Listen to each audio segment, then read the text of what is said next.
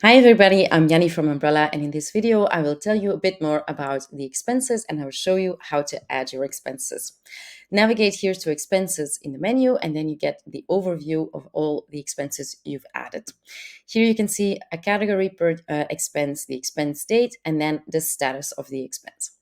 Approved means that your HR manager has already evaluated the expense and has approved it. Pending means that they haven't evaluated it yet, and refused means that your HR manager has refused the expense. If that's the case, you will always see a comment from your manager explaining you why he or she has refused the expense. So in this case, a fine, for example, isn't authorized in the mobility budget, so your HR manager has to refuse it. The partner will, in most cases, when you manually encode your expenses, be Mbrella, and then the budget, your legal budget, the amount of the expense.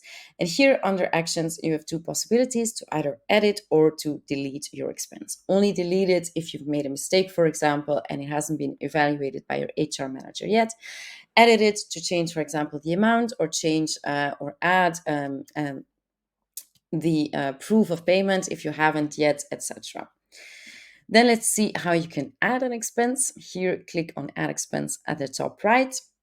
I will select a title. For example, I bought an e-step, paid, let's say, 750 euros for it. Here I'm going to select the date on which I have made the expense, so not today when I'm adding it. Let's say, for example, that was last Saturday. And then I have to add whether the expense is reimbursable or not. So in this case, it's a reimbursable expense because I've actually advanced the money. I've paid for my e-step and I would like to be reimbursed in the context of my legal mobility budget through the payroll on my payslip.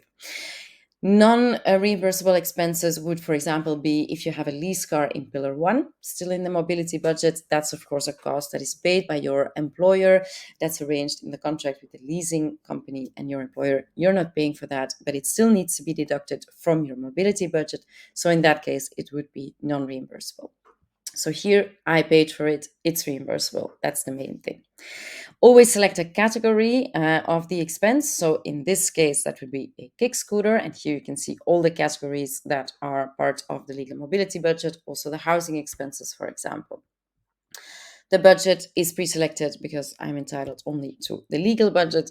I can add a comment if I want to, and I will always have to add a proof. So in this case, that would be the proof of payment, my invoice, for example, and then I can save the expense and it will be added to the list of pending expenses. I can also order them here, sort them per category, for example.